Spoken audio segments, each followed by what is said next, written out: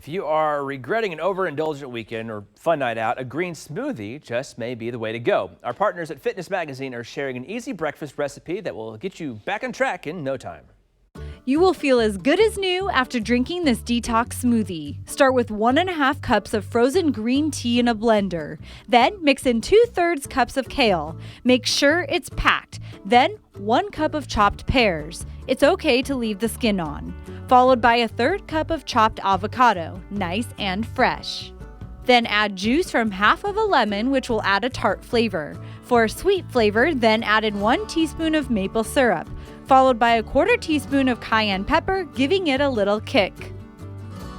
Put the lid on the blender, then blend until smooth and pour into a cup.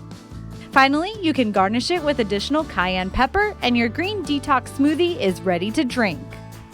You can also make this into a freezer smoothie. Just pack the pear and kale in an airtight freezer bag. Bring it out when you're ready to blend. For more great tips, check out fitnessmagazine.com.